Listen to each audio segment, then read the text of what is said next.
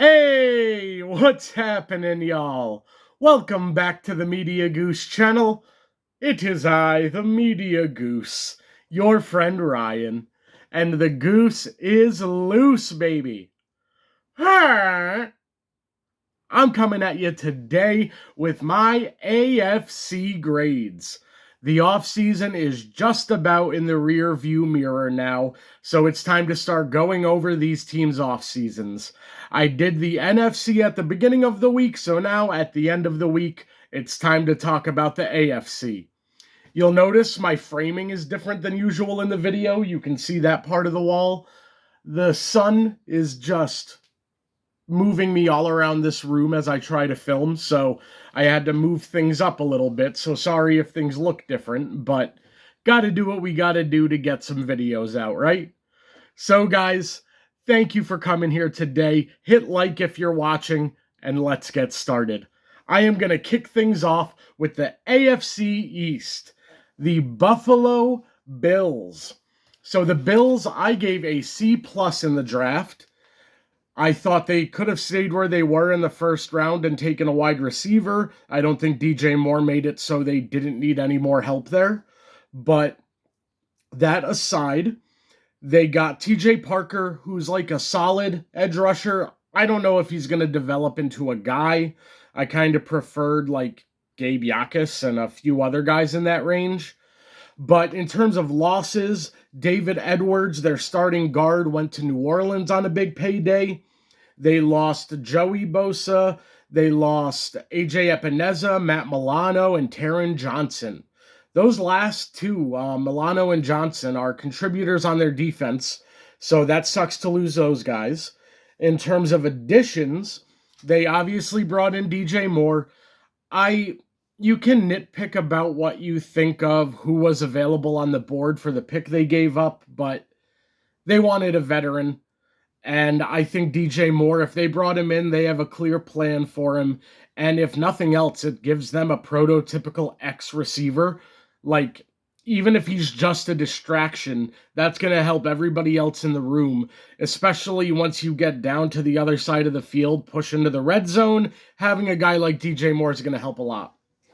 They re-signed Connor McGovern and Dawson Knox, and their two biggest additions are Bradley Chubb and D. Alford. I pushed on Buffalo. I know, buy or sell, and I'm pushing right away. I feel like they are so close to a Super Bowl window that they didn't have to do a lot. It's kind of similar to how I talked about Buffalo. No, they are Buffalo. How I talked about the Rams. They're right there just trying to get over the hump. So it's possible that guys like DJ Moore and Bradley Chubb can be those guys. Whether that's DJ Moore bringing down a touchdown late in a postseason game, or Bradley Chubb collapsing a pocket that gets a sack that leads you to the promised land. I think I'm pushing on the offseason overall, but I still think they're a Super Bowl contender. I'm just not sure how to feel about their head coach hire. I don't even remember the guy's name now. He was their offensive coordinator. I don't know. I understand the thought process of wanting to keep at least one side of the ball the same with your caller, but I don't know, man. We'll have to see. So I am pushing on Buffalo, even though I wrote down buy. I wrote down for buy or sell, buying, but now I'm going to push. Now, the Miami Dolphins, I gave their draft a B-, but no, I gave it a C+, but I moved it up to a B-. And even a B- might be low because they got a ton of talent. They got Chris Bell, Jacob Rodriguez, Chris Johnson. The only pick I wasn't totally on board with was Caden Proctor. They brought him in to play guard, and if you're just drafting him to play guard, I would have taken Vega Ioane. Now, I get that these are the Green Bay guys, so maybe they decided that they wanted versatility on the offensive line. They use that a lot in Green Bay, so a guy that might eventually kick out to tackle makes sense for Alaric Jackson at right tackle, but I don't know about his value at 12. For losses, obviously they lost a lot with Tua, Tyreek, and Waddle, Westbrook, Akini, Waller, Chubb, and Minka. For additions, they brought in Malik Willis, Tutu Atwell, Greg Dulcich, David Ajobo, Josh Uche. I'm buying this offseason because they decided to bottom out. They traded away Waddle. They really haven't kept. The only person they kept is Devon Achane, and I feel like they want something on offense, so it makes sense to keep him. But I think in a year or two, this could be a team where they're a wild card contender. And I hope it's with Malik Willis. I really do. I liked Malik a lot coming out. So I would love for it to work out with him. It's the guys he worked with when it was going well for him in Green Bay. So I'm hopeful for the Dolphins. Even if they're not competitive this year, I like the decision to go, we're bottoming out, we're selling away pieces, and we'll restart. So I like that option. And if it wasn't for Harbaugh, the guy they hired, Jeff Hafley, was my preferred head coach for the Giants. So I'm buying the Dolphins. Now, the New England Patriots. Let me first say, I am not including the stuff with their head coach in their offseason grade. I didn't hold the Jackson Dart Cam Scatterboo stuff against the Giants, so I'm not going to hold their head coach's behavior against their offseason grade. So I gave their draft a B. They lost Stephon Diggs, Garrett Bradbury, and Jalen Hawkins, and they brought in Elijah Vera Tucker, really good signing, a guy I wanted the Giants to go get. Reggie Gilliam, Romeo Doubs, that's another good signing, one of the better wide receivers available, and Kevin Byard. Also, all of the talk is that A.J. Brown is going to go to New England. I'm buying the Patriots offseason. You can think that they had a really easy road to the Super Bowl and also think that they had a good offseason. I don't think that they were the best team in the AFC last year, far from it, but things broke their way in the playoffs, and I think this offseason is excellent. I feel as though AVT, when healthy, is going to be a really great player on their offensive line. Again, I like Romeo Doubs, Kevin Byard coming in, and if you bring in A.J. Brown, Drake May could very quickly become a consistent top 3 to 5 quarterback in the league. And he was only a few votes away from MVP last year, which is wild to me. I didn't think it was that close with him and Stafford. But I wanted the Giants to go up and get Drake May when he came out, so I'm not going to sit here and tell you I don't like the player just because he ended up in New England. I think Drake May could end up being the best quarterback in football very quickly. So I am buying the New England offseason. Now we're talking about the New York Jets, who lost Justin Fields, Elijah Vera Tucker, and Jermaine Johnson. And in terms of additions, now they lost more than that, but the rest of the guys are like roster filler level people. Also, I had given them a B- on their draft. I would have preferred Arvell Reese if I were them, but we'll see.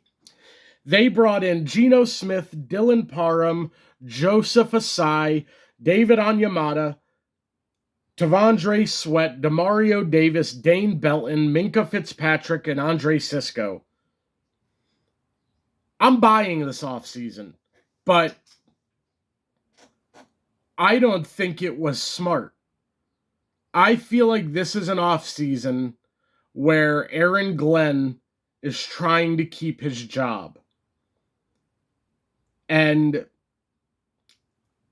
with a year where the quarterback class is as vaunted as it is, you kind of want to have a top 5 to 10 pick. Now, they are also a team that has 3 first-round picks. So if they end up around 14, they still have ammunition to move up. So overall, I am buying this offseason. I think the Jets will see an improvement, especially on the defensive side of the ball. With Demario Davis, Dane Belton,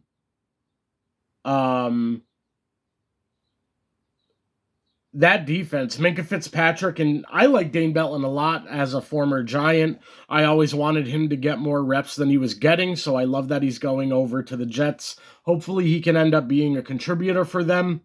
But Minka Fitzpatrick, they didn't create a single interception this year. Minka's a ball hawk, so that makes a lot of sense.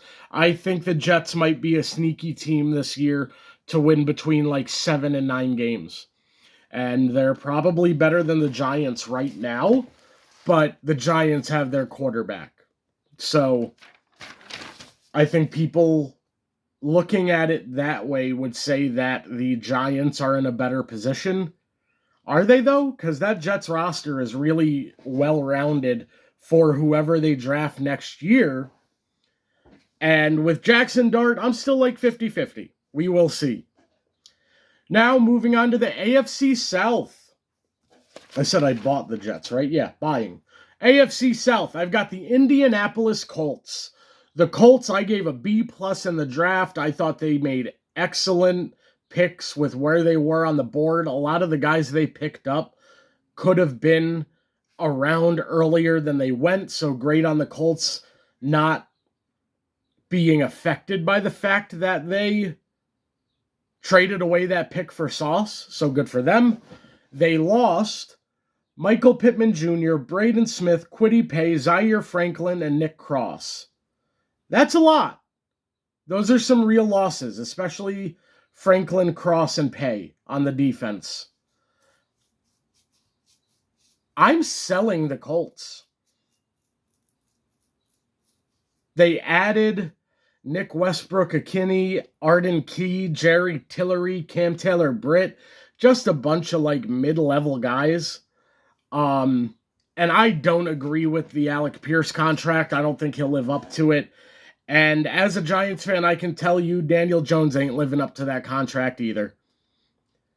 I can't believe how much the Colts have, like, put their future in the hands of Daniel Jones. It ain't going to go well. So, yeah, I'm selling that big time. I think the Colts might be a bad team this year. Then we've got the Houston Texans, who got one of my lower draft grades with a flat C. They've lost Nick Chubb and Joe Mixon, Christian Kirk, Titus Howard, Juice Scruggs, Tim Settle, and Christian Harris. In terms of additions, they brought in David Montgomery from the Lions. They brought in Braden Smith from their division rivals. They re-signed Ed Ingram. They brought in Wyatt Teller at guard. They brought in Sheldon Rankins and Logan Hall, as well as Reed Blankenship. And in terms of a draft pick to mention, I do think Caden McDonald will have a big impact on this team. I'm buying the Texans. I think that they're another one of those top 8 teams in the NFL who didn't have to do a ton. I'm optimistic about how they addressed their offensive line. I think Ariante Ursary was better than people are giving him credit for as a rookie. And then you drop in Braden Smith at right tackle and the 2 guards you brought in. And it looks like the player they drafted, Kalen Rutledge, might be their starting center. So I think the Texans had a really good offseason overall. I'm definitely buying it. And I'm still operating under the belief that CJ Stroud is not a fraud and that we saw the real him his rookie year. It's just going to be a matter of can those weapons stay healthy? And I hope they can, because that defense is like a perpetual top 5 unit. Now we've got the Tennessee Titans, who I gave a B in the draft. They lost Chigakonkwo, Kevin Zeitler, Lloyd Cushenberry, Arden Key, and L'Jarius Sneed. And they brought in Wan'Dale Robinson on an overpay, in my opinion, Daniel Bellinger, Aaron Schlottman, I think, John Franklin Myers, who's a good signing, Solomon Thomas, Cordell Flott, and Alante Taylor. And they also traded for Jermaine Johnson. I'm buying the Titans offseason. I can't sell it. I think that I might not agree with all of the moves in terms of how much you paid guys, but somebody had to pay them. And it makes sense that it was Brian Dable, the guy who's played with Wan'Dale, or coached Wan'Dale, Bellinger, and Cordell. I just also would not be surprised if this doesn't go well. In terms of the process of the offseason, I'm buying it. It all looks above board, but I'm not going to be shocked if it doesn't go well and like Wandale proves to not be worth what you paid him. Bellinger's like, why the hell are we paying that guy $8 million? So while I see the potential for a bust, I still ultimately buy this offseason and think that the Titans will step up a level, but they should bring back Zeitler because they still have a hole at guard. And if they bring back Kevin Zeitler, I'd feel a lot better about that offense because I do think there's a chance that offensive line is not good enough. Then last in the division, we have the Jacksonville Jaguars, who I gave a D- in the draft. It was a bad draft. They lost Travis Etienne, Devin Lloyd, Greg Newsome, and they only brought in rookie Aurora Roro, I don't know how to say it, Monteric Brown, and Chris Rodriguez. I am selling the Jaguars offseason. The only reason that would lean me towards maybe buying it is just Liam Cohen seems like an excellent offensive play caller, and you would hope that Trevor Lawrence continues to be the guy he looked like at the end of the season last year, but shit, man, I don't know that they're going to be able to run the ball very well. I'm just not sure about this team. That draft was really bad. And if anybody's going to regress in the AFC, I think the Jaguars are a heavy candidate. They have to figure out what's going on at wide receiver, what the hell happened with Brian Thomas Jr. last year, how much is Travis Hunter going to be playing. The Jaguars, I'm going to be surprised if they end up doing better than like 7 or 8 wins. I think they're going to take a step back. Now the AFC West. The Denver Broncos. They lost John Franklin Myers, Dre Greenlaw, and Justin Simmons, and their only major addition is Jalen Waddle. They also only got a C+ of a draft from me. I think I might have given it a C when it happened, but I bumped it to a C+. I'm pushing on Denver. I feel like they're another one of the teams in the top 8 who are knocking on the door of a Super Bowl. If Bo Nix doesn't get hurt in the AFC title game, they beat New England, in my opinion. And they're just a better team than New England, in my opinion. But because they have Bo Nix at quarterback, their ceiling I don't think is as high. I think of Bo Nix as like, his ceiling is like Mike McCarthy Dak, but his floor is like San Francisco Alex Smith. I'll push with the acknowledgement they're still like a 10 to 11 win team, but is just adding Jalen Waddle enough? I don't know. I don't know that he's going to improve things so much. And you're also just betting that nobody on your team is going to regress, and that's rarely the case. So I'm pushing on Denver, but I still think they're arguably going to win this division. Then we have the Kansas City Chiefs, who got a great grade for the draft from me with an A. I thought they got great value to that defense. They lost Isaiah Pacheco, Hollywood Brown, and Jawan Taylor, and they brought in... they lost Trent McDuffie, Watson, Brian Cook, and Leo Chanel. So they lost a lot on defense. In terms of additions, I didn't write anything down. Let me look up real quick. I know they brought in the running back from Seattle. Was that their only addition? It's going to be funny if I wrote down nothing because they didn't add anybody. Yeah, they brought in Kenneth Walker. They got Crasiris Tonga.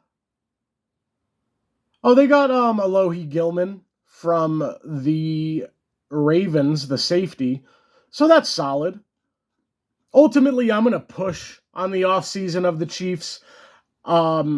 I think they're going to bounce back from what they were last year, but I don't think they're quite back to being a Super Bowl contender. I look at how they spent their draft picks, and I'm like, I really would have liked coming away with a wide receiver. With Rashee Rice, he is actively in jail right now, which I almost feel like should disqualify you from playing the season, but what do I know? I'm going to push on this offseason, knowing that the Chiefs, you would think, have to bounce back from what they were last year, but a lot of that is going to ride on if Patrick Mahomes is healthy and playing well, and how quickly Kenneth Walker is a contributor. They've got Josh Simmons, who really needs to step up. So I'm pushing on the Chiefs, but it's the Chiefs, so they could bounce back really quickly, and I would not be surprised. Now we have the Raiders, who I gave an A for their draft. It was an excellent draft.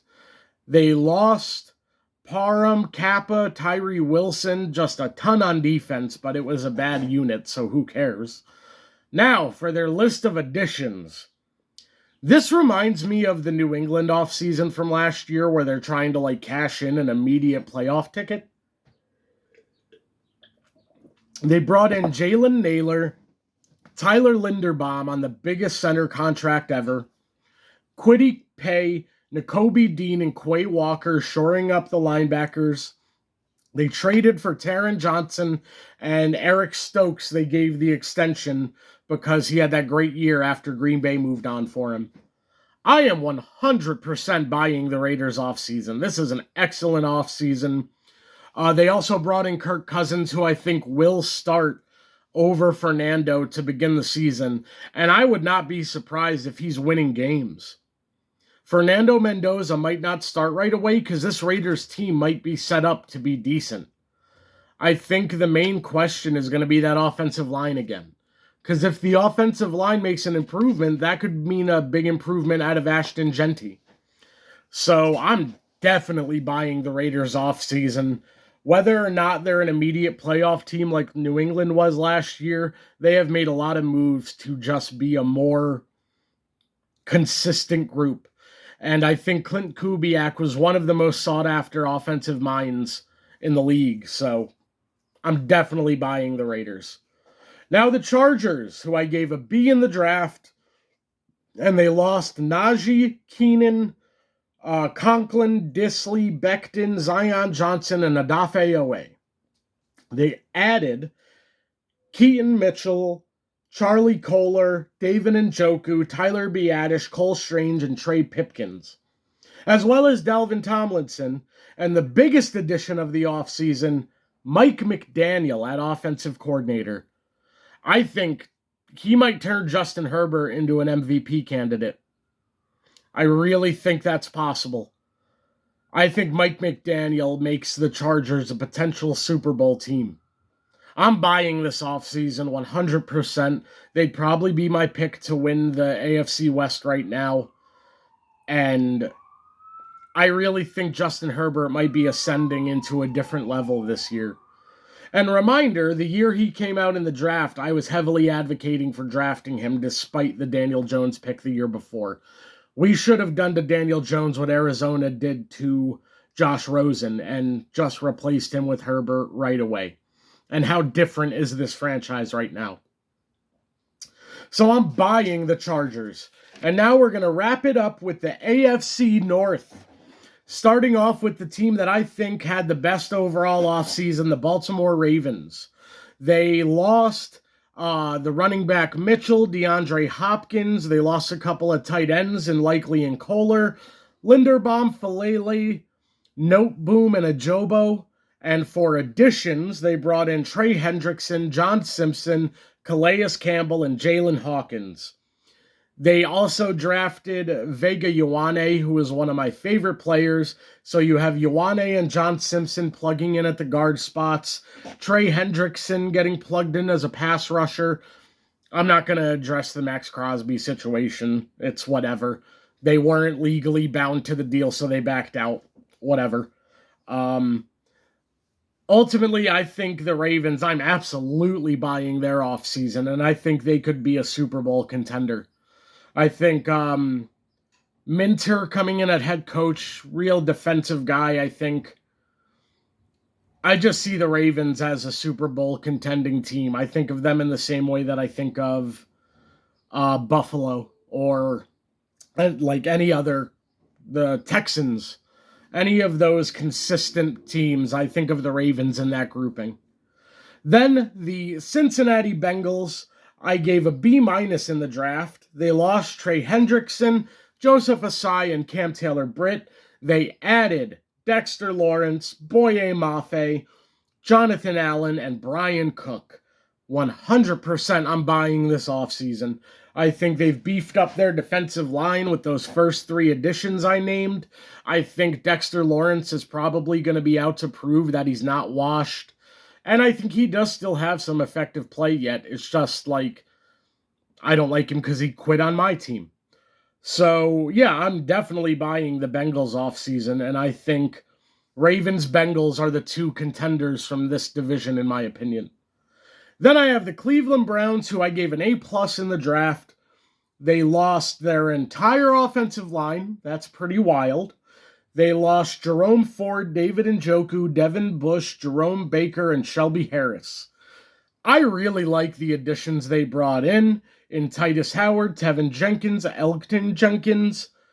I think that with that and Spencer Fano and the other people they drafted, I think that their offensive line, I like a lot of the pieces they brought in, and it might surprise us how good they are. I honestly wouldn't be surprised if the Browns mess around and win between 7 and 9 games. I think Todd Monken will help whatever quarterback starts. I hope it's Shador. Deshaun Watson shouldn't be allowed to play in the NFL.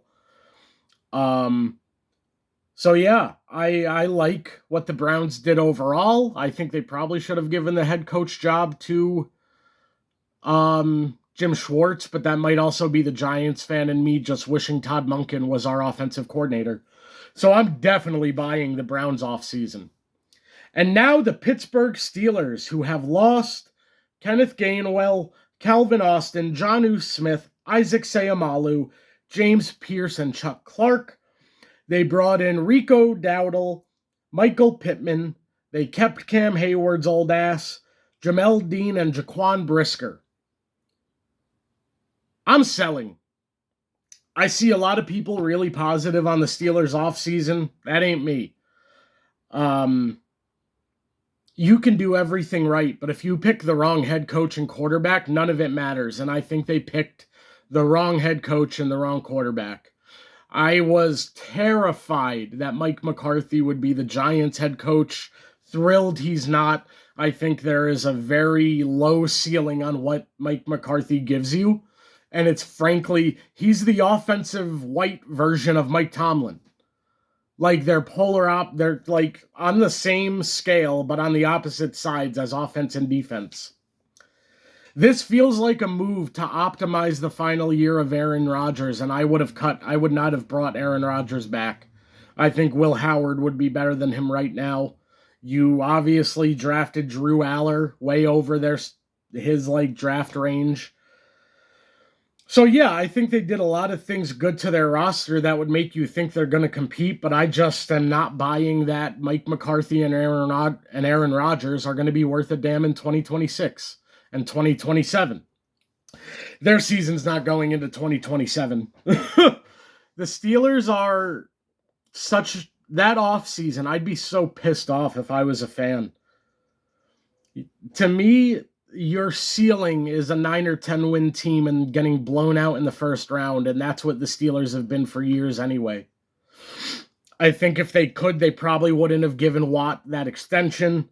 He's been fine, but he hasn't been worth that contract, in my opinion. 11 sacks isn't Myles Garrett. So yeah, I think I wouldn't be shocked if the Steelers go 8-9 or 9-8. But in terms of their process, yeah, I don't agree at all. I would not have brought in Mike McCarthy for this team. I would not have brought back Aaron Rodgers. I don't know about the plan of Michael Pittman and DK Metcalf and Jeremy Wallace, that's like 3 6'2" guys.